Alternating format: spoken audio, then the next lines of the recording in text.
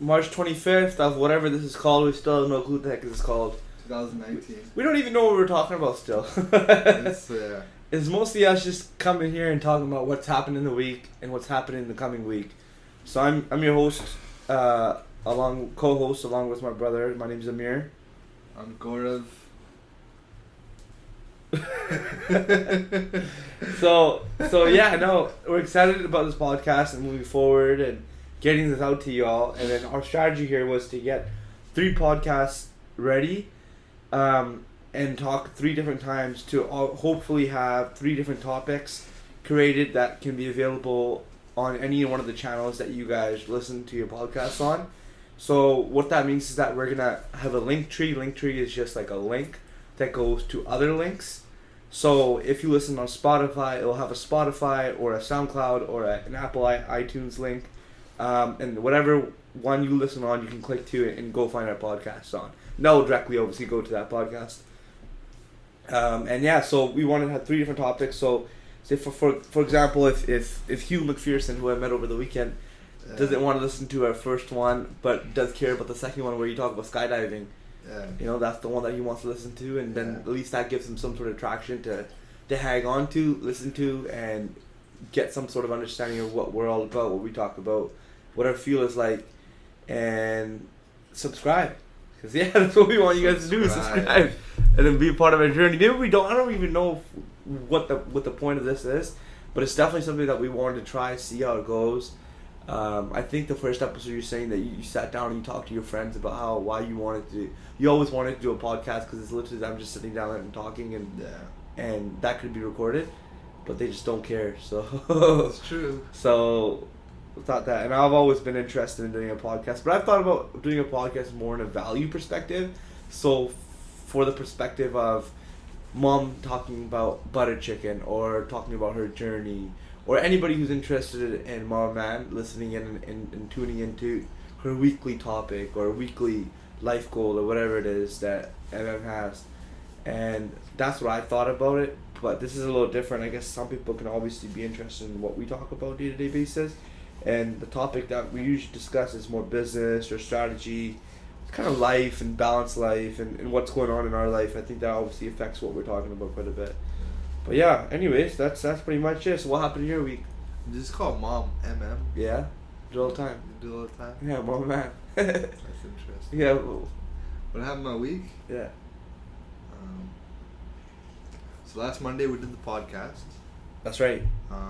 And then I've been focusing on production and sales throughout the week. I had maybe 3 or 4 meetings, did some deliveries to like Coquitlam, Surrey, Vancouver. Was successful, and then Laurent was here on Thursday, and we talked about equipment. We just purchased some new tanks. Oh, did you guys buy it? Yeah, we put it on deposit, 50%. That's legit. From where? It's from a company called Pretech. Yeah. And they're based in Canada, but the tank's made in China. So it's a pre-tank company that's based in Canada. Oh, okay. And Tanks made in China. Yeah. So I visited on Friday. Went to visit a different winery that had the tanks. Oh, that's what you were saying where you were going to go visit. Yeah. Yeah. They were legit. Good tanks. Where at? It was in Angel Estate Winery, which is in Delta. Shit.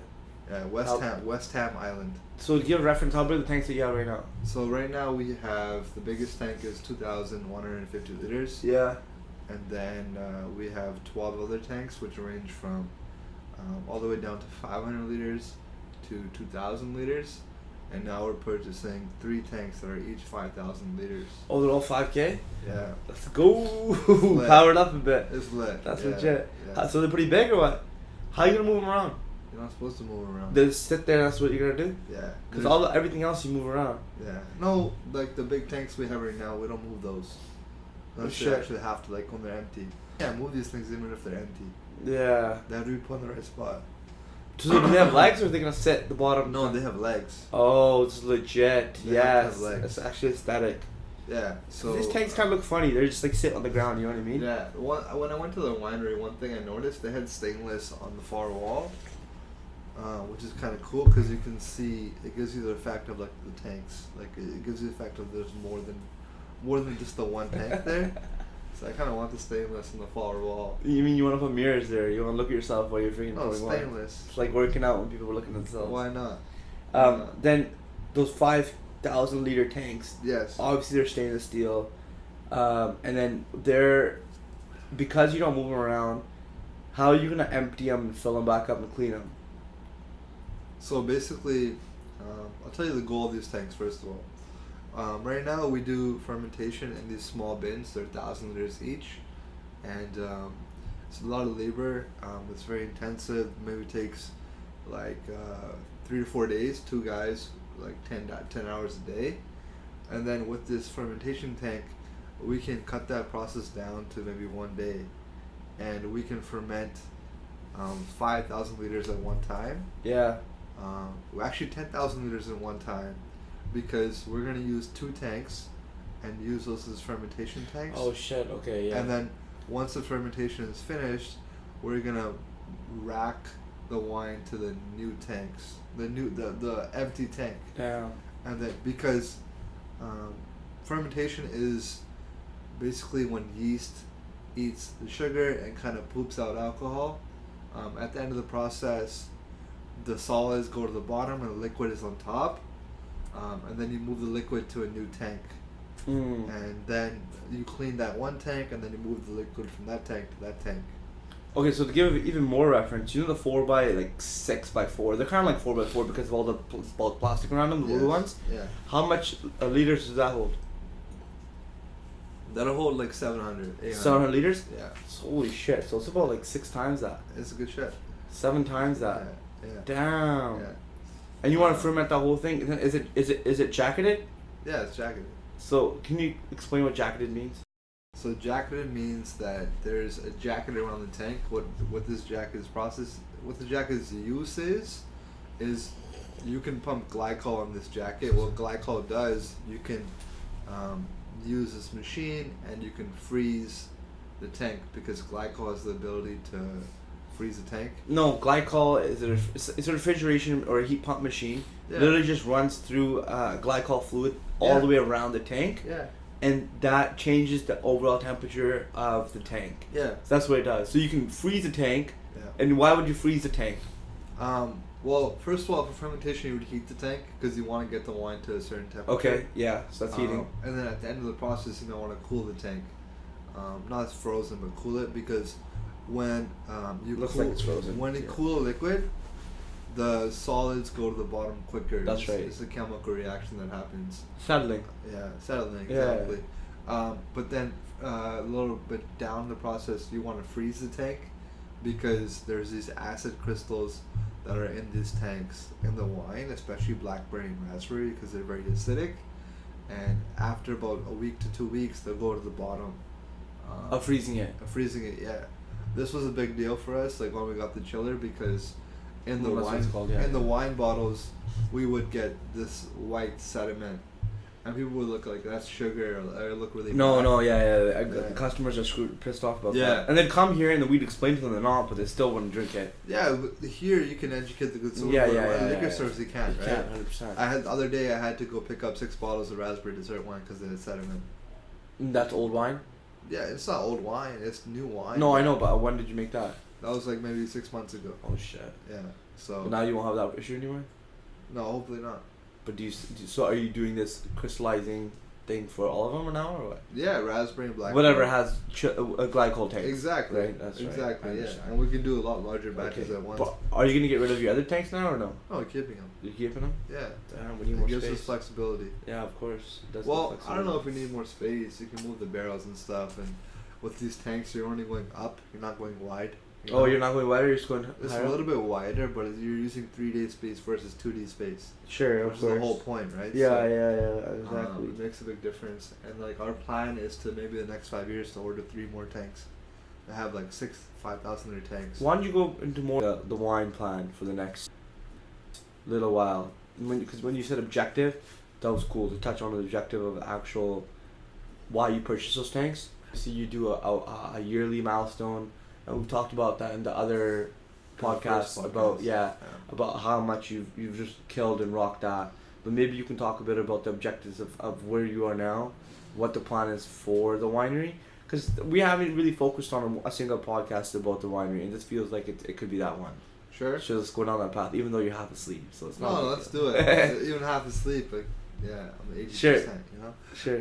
So in terms of the winery, I can tell you the beginnings. I mean, we started in like maybe, like a 10 by 10 or 15 by 15 room, and we would make all the wine indoors.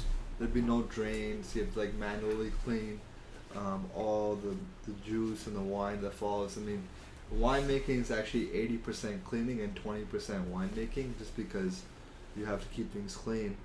I was here very late last night because I did the process and then I had to clean for like 2 hours, you know, just to make things clean. Like last year, we left like a tank of strawberry dessert wine uncleaned for like a day, and we got an infestation of like these damn freaking fruit flies, and they didn't go away for like 5 months. So I remember. I don't want that to happen, you know. Holy shit! I'm trying to keep things clean. And it just breeds bacteria, mold, scum, brings in. It's obviously biosecurity at the same time. It's just. And then it's not food safe. 100% not food safe. Yeah. I mean, that's the problem like wineries have, you know. But I'm trying to avoid that problem. That's why I have the cooler on right now, just to make the thing. That's why to make the temperature cooler. Like before, when we were in that first room, we had this problem too, but I would turn the temperature down of the whole room. The whole room. Yeah. At 10 degrees or 9 degrees, all these things die. Oh, they just don't. They don't like the environment. It's yeah, not that they die. They just don't like the environment. Yeah, they avoid it. Why not they go somewhere else. Yeah. But they slow down. Exactly. Like, no, for sure. Like we had like boxes of wine, like finished product, and on top of these boxes were layers of freaking fruit flies. Ew, that's gross. Disgusting. It's gross. No, but that makes complete sense, because the last year's winter was so strong that the year before, 2 summers ago, last summer, the summer before, we had a big SWD problem. Spotted wing Drosophila. Yeah. It's a fruit fly essentially that goes and lays eggs inside the ripening fruit, and after it ripened, it gets picked, it goes onto people's shelves, and the babies crawl out of it, right? Yeah, it's gross. And that was something that I think brought it from China, and then it's a big issue for packers. It's not that big of an issue for us. Most of the stuff that we pick it so often, like for our strawberries, we pick it every 3 days or every 2 days. Yeah. It needs a bit of time for the fruit to really decay, and for that to occur. It's not that big of a deal for us. However, it's a really big industry problem, and because that winter after that summer, which was 2 years ago, we had such a strong winter, it killed off the majority of that SWD, and we had really low numbers all the way through, I think, July. And August that picked up, and obviously because later on in the years we have more hotter weather, it's more, you know, we've been farming for a while, so there's more rotten fruit around. Yeah. But that's essentially what happens. So yeah, no, when temperature gets changed like that, that's really cool. Yeah, anyways, to continue, long story short, we expanded the small room into a big room outside. It was kind of an unprotected area, but it had a drain, and we put up a 20 by 20 tent. And I would work in there day and night, any weather, like freezing cold or super hot. Like Laurent was here in the winter of 2016, winter of 2017, really outside. There was a slope there, now there's no slope, but it would freeze like within 10 minutes, so we have to like work with that. And the hose would freeze. Things like that. The whole tent froze, and I had to freaking, when I came back, I don't know where we went. Yeah. But when we came back from wherever we were, I can't remember. Yeah. I had to freaking break it all apart and take it all down in the middle of the winter. It was freaking ridiculous. No. When we came back from, I think it was Connecticut.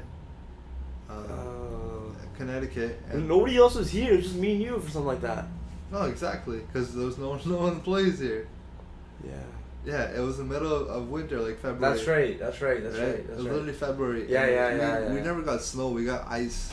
Freezing ice, right? Freezing rain. Freezing rain. Everything was covered in ice. Like sheeted ice. Like 2 inches, 3 inches of ice. So that tent came down, and then we said, okay, we can't put a tent back up. We have to put a new building in. Yeah. So we're literally sitting in that building, which has only been here for a year and a half.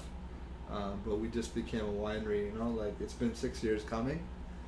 Now moving forward, so now where are you at? Now we are currently trying to grow in terms of wine sales and production.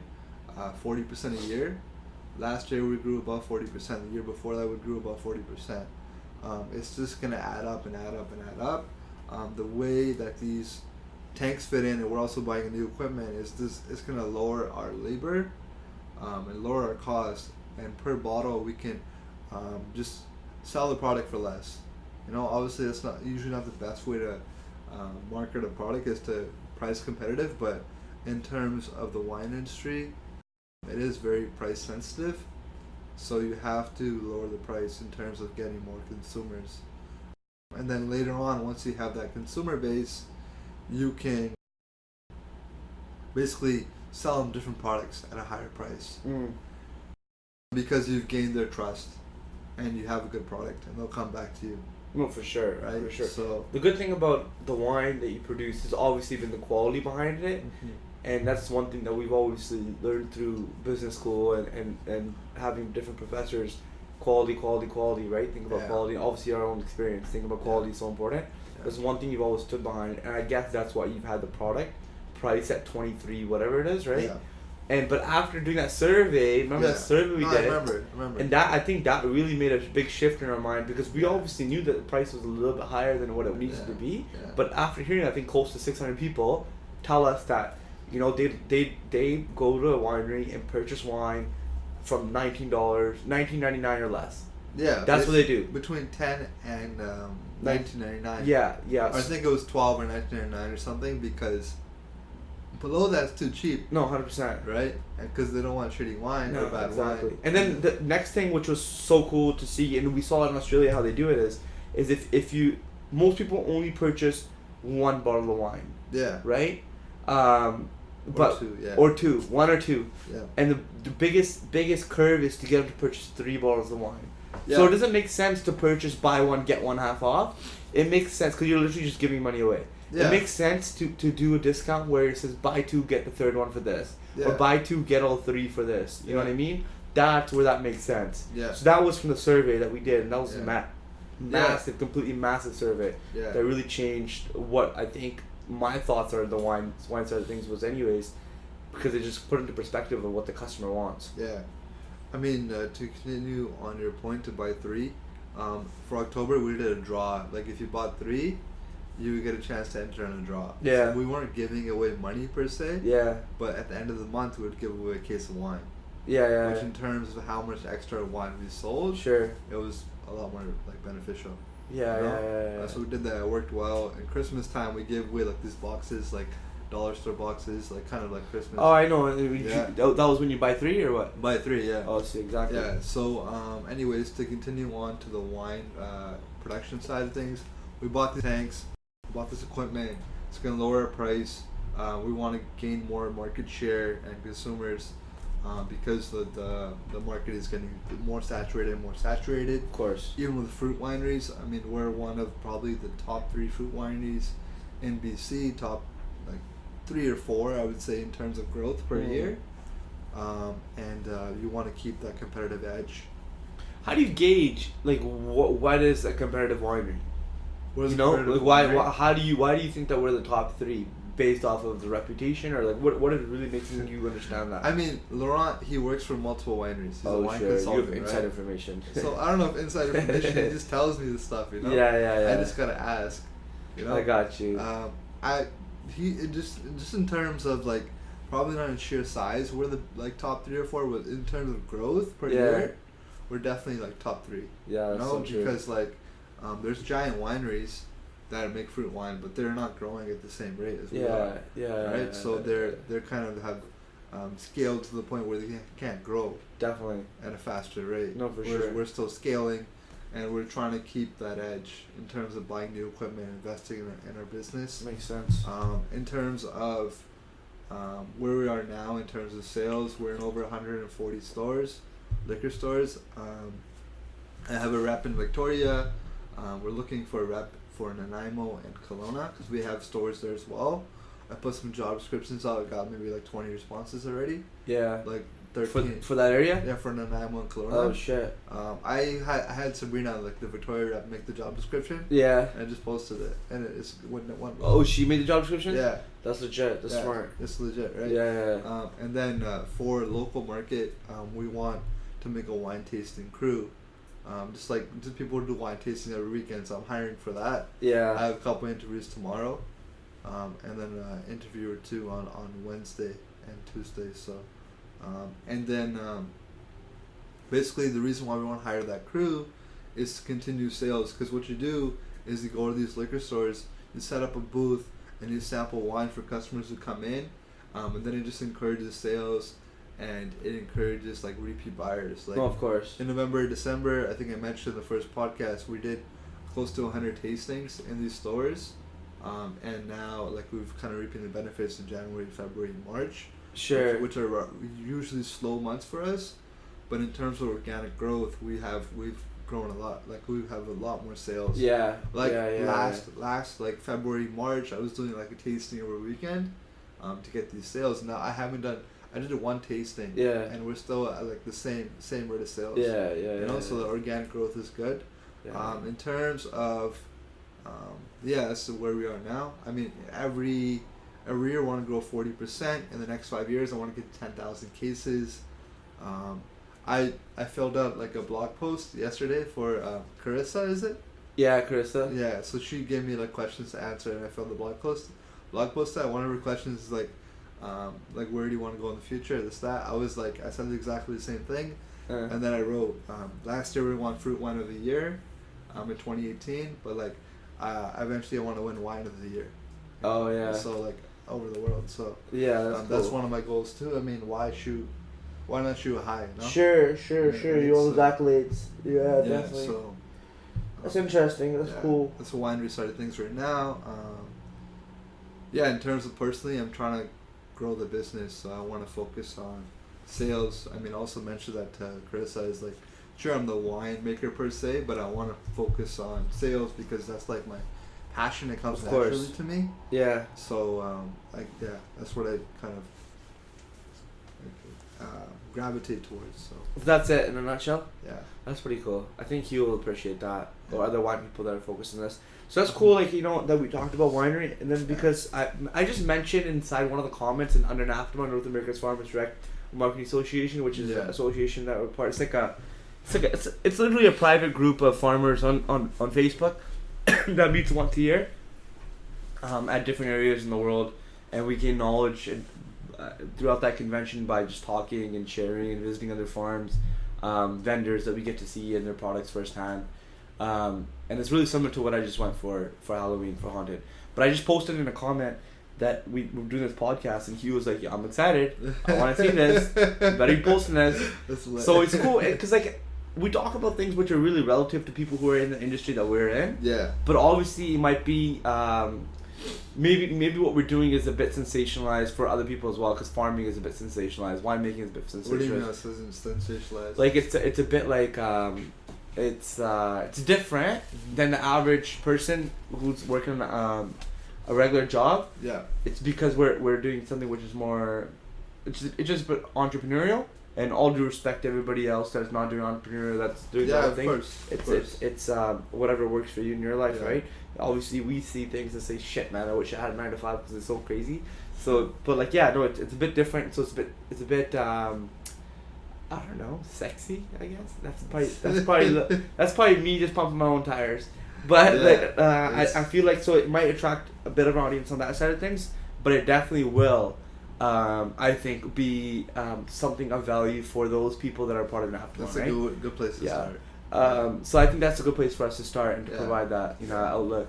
But it was really cool, this convention that I just went to. So it's a bit about what I did this week. It was mostly just getting ready for the convention, and the convention was all about haunted attractions. So people who have theme parks or farms, or just have haunted attractions, or a portion of the theme park or farm that has a haunted attraction, comes to this convention every year in St. Louis. It's the America Center. Usually every year it's the same time of year, and there's I think about 700 or 800 exhibitors, like a shit ton of exhibitors, like really really massive. This year we had, I probably be wrong, but they have a lot of exhibitors, and it takes a good 2 days just to get through everything if we're just looking at everything, and it takes another day to really dial in regards to what you want to buy, what you don't want to buy. Yeah. So that's what people usually do at this convention is they get their crew together, they go there, and obviously they're learning from each other and from other people. They get to mix together and hear some stories, because there's people who have only a 3,000 person attendee. There's people who have 15,000 person attendee. There's people who have 150,000 people attendee, right? Like Phil, right? Yeah. So it's I don't know if Phil has that many. He might be listening to this and it blows your call mind, me out, right? but it does blow my mind. Yeah. But he is literally about 10 times the size we are. Yeah. Going there and meeting these people and getting a good understanding of how they do things is just a brand new perspective on how to do your haunting. And every year, I've been going for the past 3 years, you come back with a fresh outlook on how you do things. You understand, like last year, it's really cool, because last year I was sat there after the convention. I was like, holy shit, I got a lot of work cut out for me and doing all this and putting it all together. But then I also thought, like, it's not that complicated, because it still was so foundational. We just needed to get people here, so we needed to create marketing videos and marketing content. We needed to obviously put on a quality haunt, and we need to put people through. That's it. That's all we're focusing on, right? And be safe and all the other things.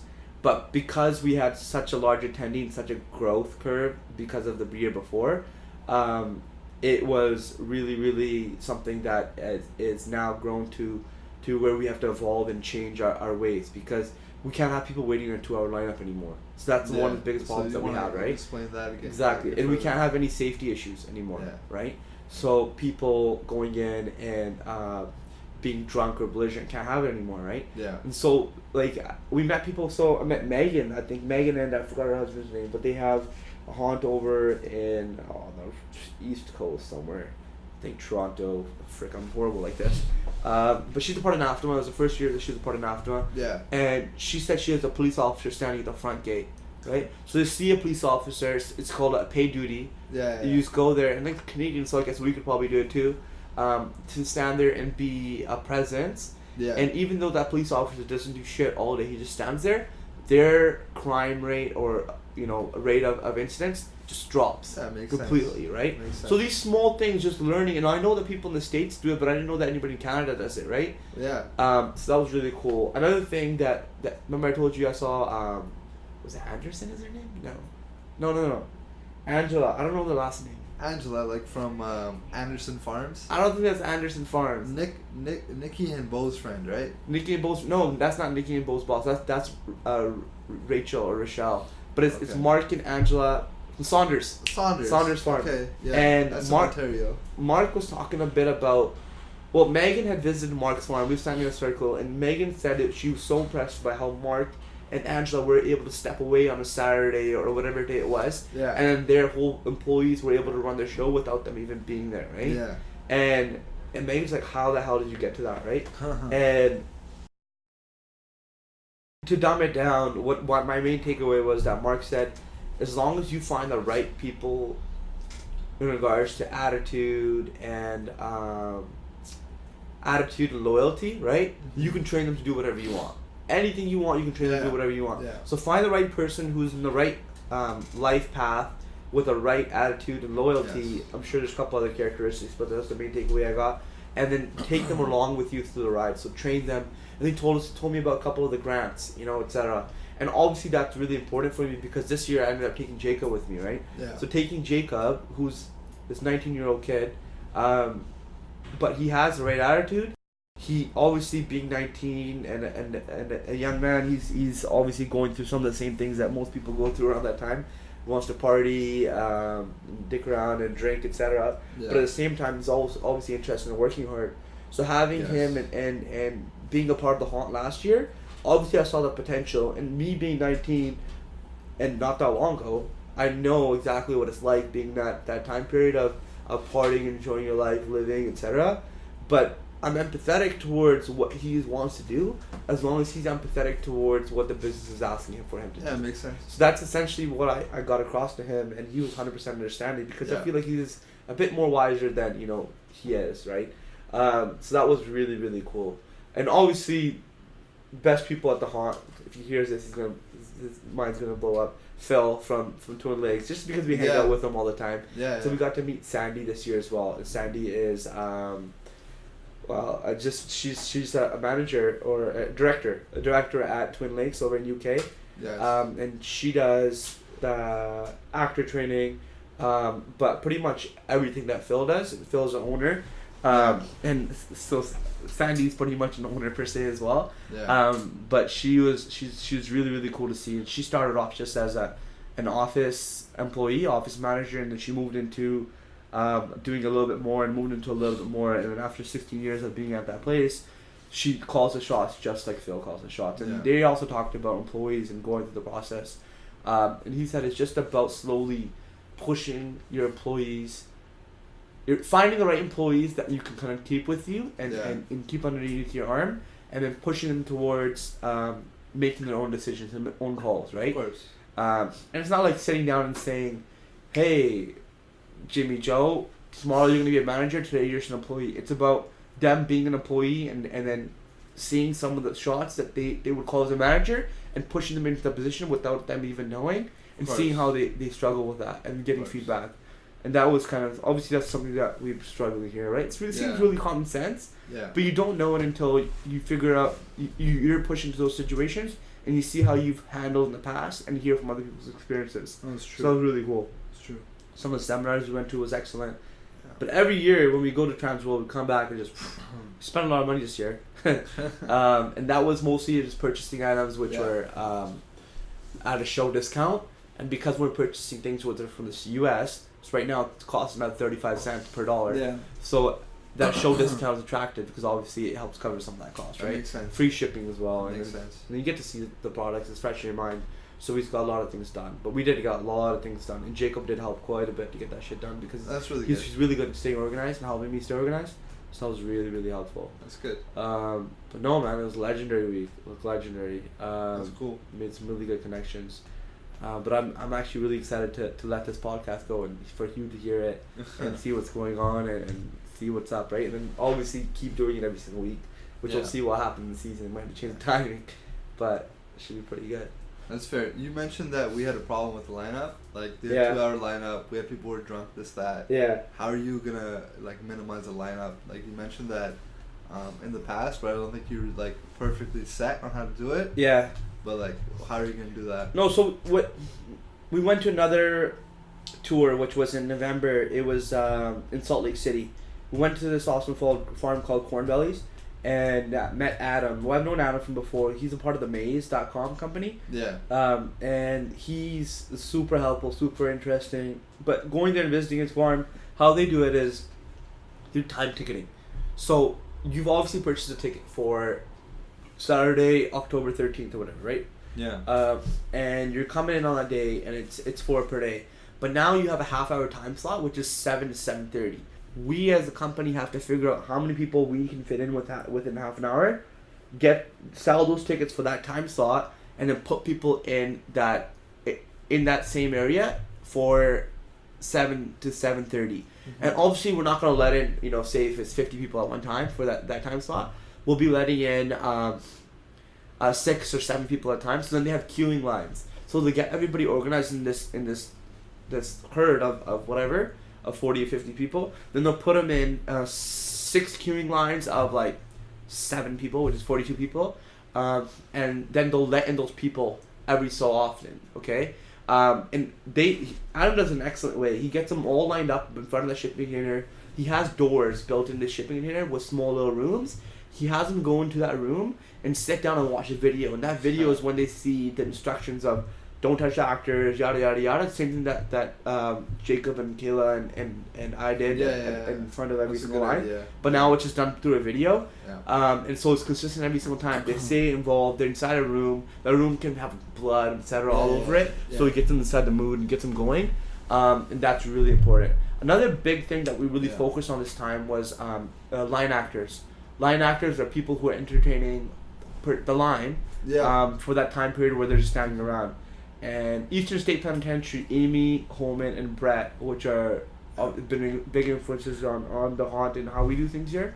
I actually played beer pong with Amy and kicked her ass. So that was like, What they say is that your act starts from the time that people get out of their car. So when they're inside the lineup, or when they're walking to your farm, and if you have people out there in safety gear, they also have to be dressed up in some sort of haunt. Distressed clothing, distressed safety gear, whatever it is. And they have to be a part of the experience, because that's where you start making your first impression. And I don't even know, I think Brett may have said that the first impression is even online when they're purchasing their ticket. That makes sense. So yeah, of course, right?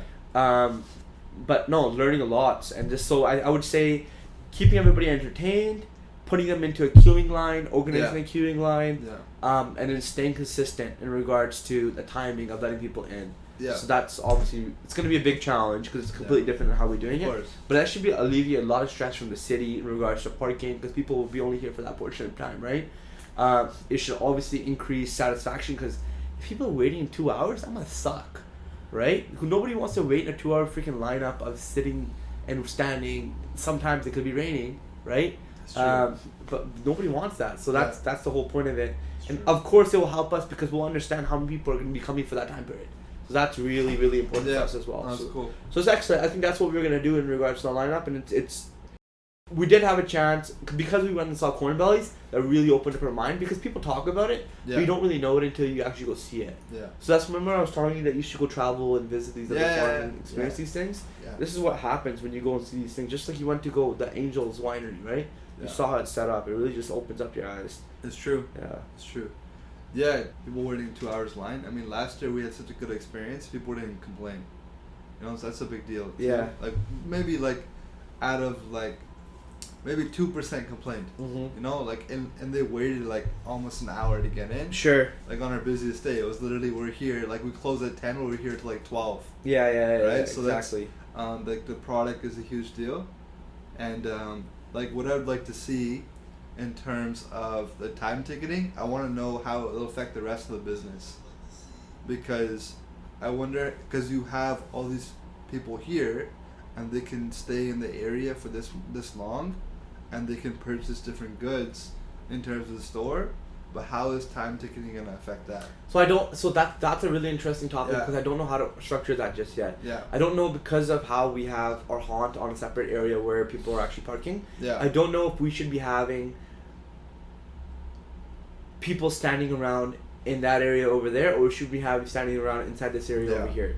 Because if you have them standing around in that area, which is kind of near to the corn maze, we provide them, we have the possibilities of them setting up a stage, food trucks, concessions, etc., which are all just catered for this haunted corn maze, right? Whereas if we have them hanging around here, they can just purchase right from the kitchen. They can do wine tasting, etc., and then walk over for the time period, which might be the better way of going about it. I don't know 100% know, right? But it just gets difficult. You know, it gets really difficult. I would say it's better for them to hang around here, because the lights are on. It's more controlled, and we know what people are doing, right? So it might be a bit safer. But then again, I also want to add on another attraction for this year, right? So I don't know how I'm gonna do that. And that's gonna be in terms of the haunt side of things. It's gonna be called Pitch Black. And what that's going to be is that you're going to go through this, you're literally walking through an area which is completely freaking dark. You can't see your hand in front of your face. And it's going to be touched. So people are going to be able to touch your face with a bloody hand, which will really just be a mitt covered in water, right? Or touch this, you'll have to feel your weight going down the walls. And there'll be water running down the walls, right? That's cool. A little light will turn on, and all of a sudden your vision will be blurred. Pitch Black is hopefully the name. We actually have some of the marketing material done, and we wanted to launch it last year, but we just didn't get around to how to organize it. But this year we definitely know how to organize it because of the haunt tour that we went on. We went and experienced it, and it's really basic. It's a really simple concept. It doesn't take many actors, but it's so impressive. And nobody here does something like that. So having that available on a farm themed agriculture associated with it is definitely going to blow the minds of people, right? And cool. It should be really, really epic. Really, really epic. So that should be really fun. But besides that, man, figuring out the line queue, figuring out line actors, figuring out costumes, masks. We have a couple of big haunts or things that we're going to do. One of them's going to be a swamp room. And the masks, the makeup should be next level this year. Our costs are already down. Last year I spent $5,000 on freaking makeup and makeup literally by itself and paint. This year we spent like $1,500 just because we know what we're purchasing and we already have stuff left over. Their costs are already going to be down, right? That's good. So that should be a really big difference.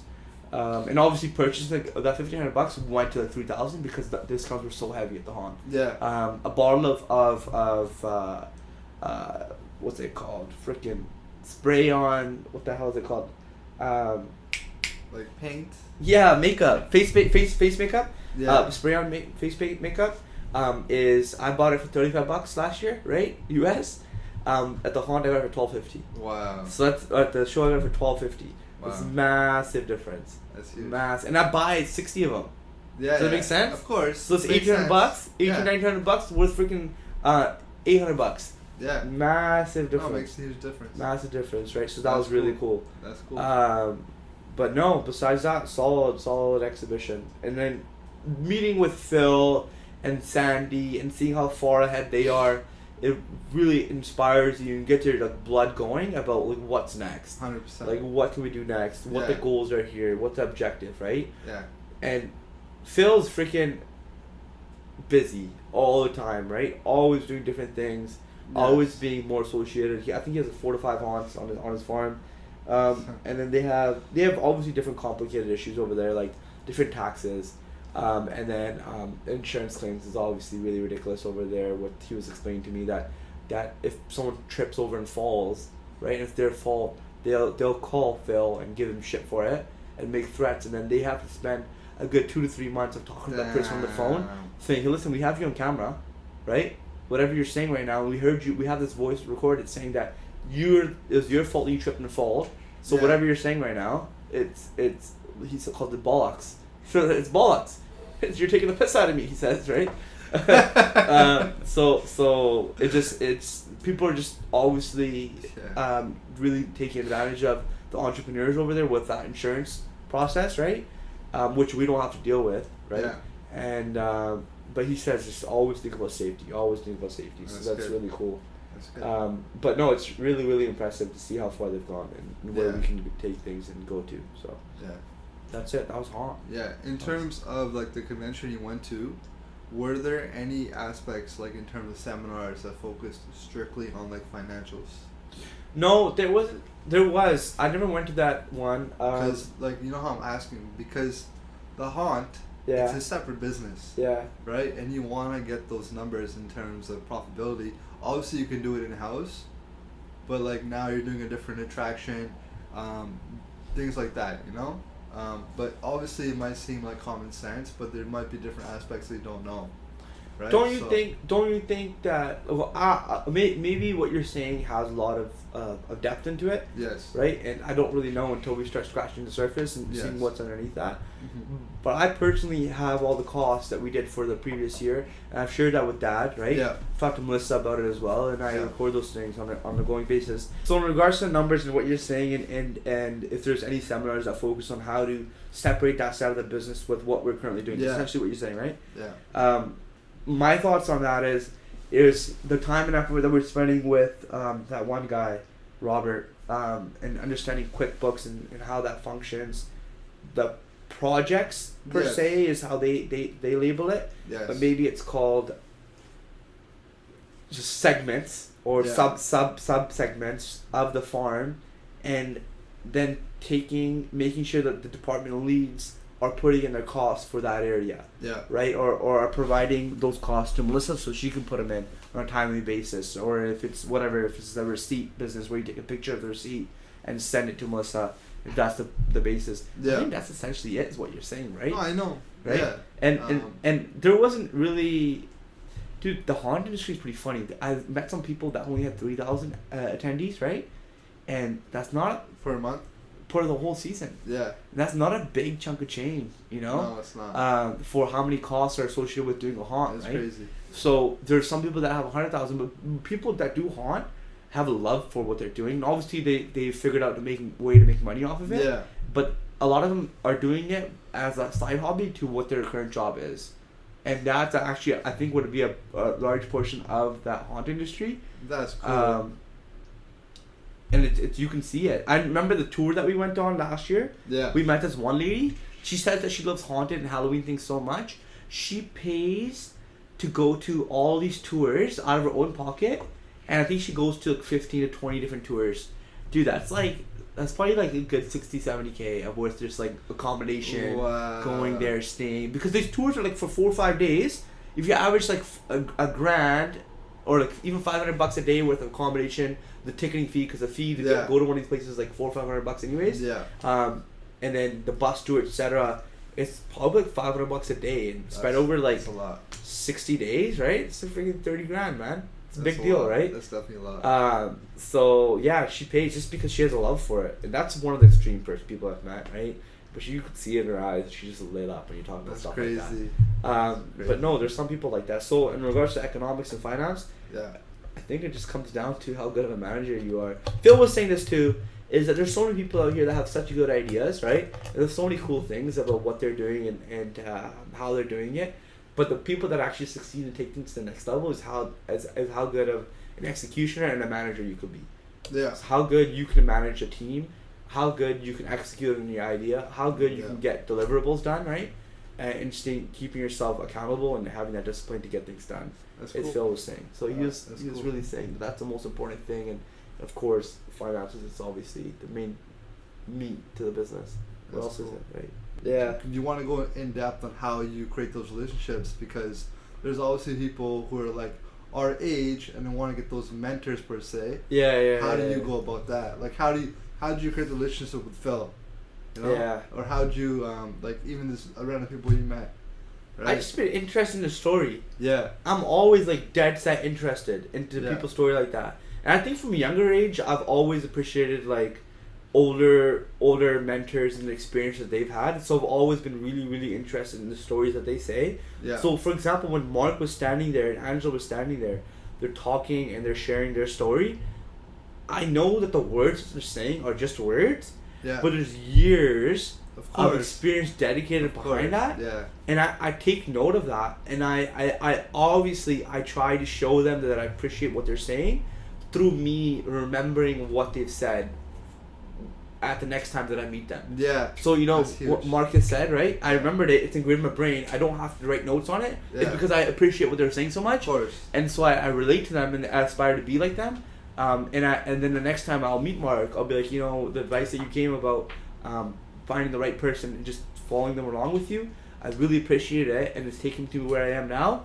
And obviously that's going to make an impact in regards to how he thinks that I am and how genuine I am. Yeah. Because I think the older that okay, obviously these people that we're talking about, they're a little bit older, right? Of course. So older that these people get, I think they really appreciate genuine experiences and want to dedicate their time towards people who they think that are taking what they say seriously, right? Mm-hmm. So like for Phil, the shit that he said, and then so just take him for example. I've called him over the season when we're setting stuff up. I've taken what he said and I've used it, and then when we go out for drinks, etc., I obviously try to pitch in. Obviously that's important because you don't want bottom feeders or whatever, right? Add value, right? Yeah. And then but I always try to add to the conversation as well, because I'll ask them really thought-provoking questions. I think so anyways. Like for example, one of the questions that I asked Phil, I was like, Phil, you know, coming to where you are now, how did you figure out how to pay yourself? Right? That's a common question entrepreneurs have, too, right? Yeah. How do you figure out how to pay yourself, right? Yeah. And then Sandy was like, whoa, that's a really good question, right? Yeah. So that was obviously something that really makes them think. And when I think intellectuals, because obviously these people have to be intellectuals, they appreciate really thought-provoking questions. Yes. So asking thought-provoking questions, taking the insight, keeping it with you, using it, and then providing them insight into how that their advice has helped you in their careers. Yeah. Shit, I think that's what they kind of want anyways, right? That's so I kind of give them what they want, but then they give me what I want. So I think it's a bit of a relationship back and forth like that. And I think that's like a bare bones looking at it. That's exactly what it kind of does to me.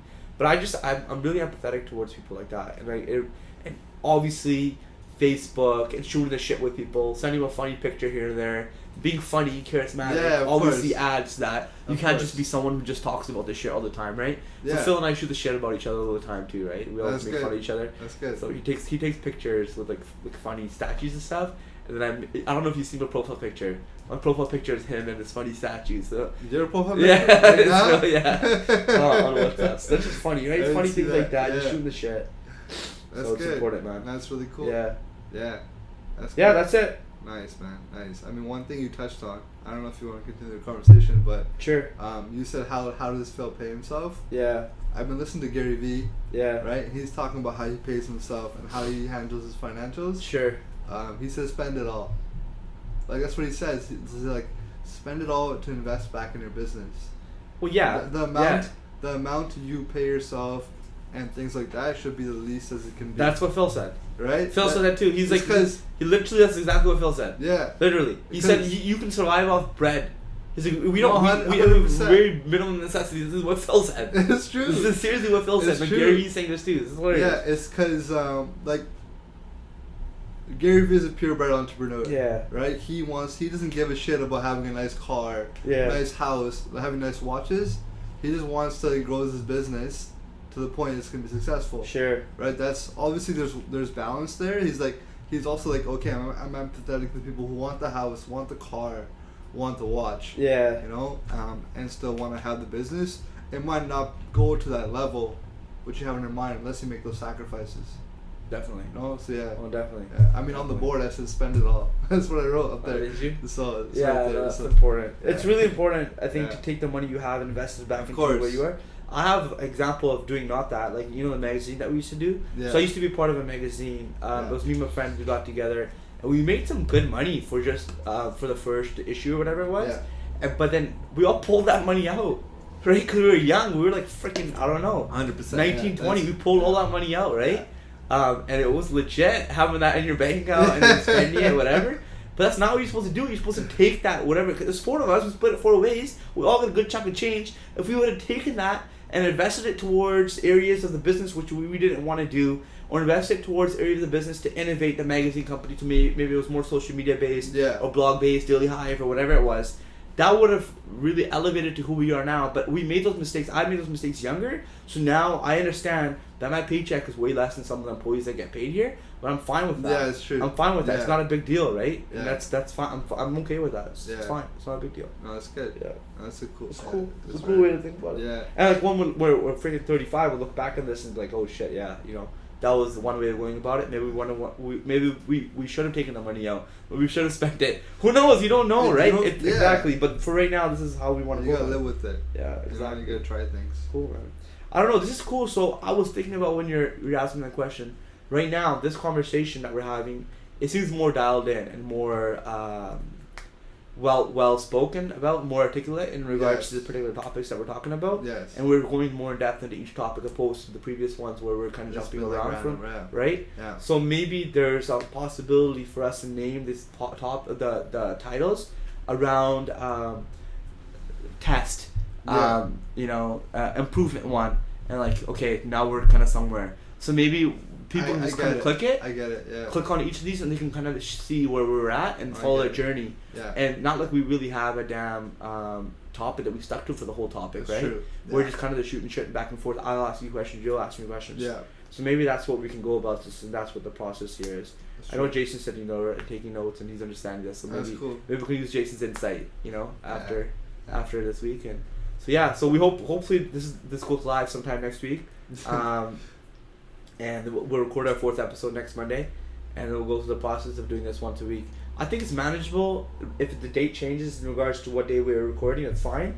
But as long as we're getting 1 episode out a week, No, I agree. it's awesome, right? So that's Agreed. excellent. Yeah. Yeah, We so it's should. good. Yeah. I think we should talk about, or we should look into getting guests. Yes, yeah, I know. Yeah, He right? says I'll be your 3rd guest. I'm Yeah, ready. no, it's He lit. said that I would pull me on.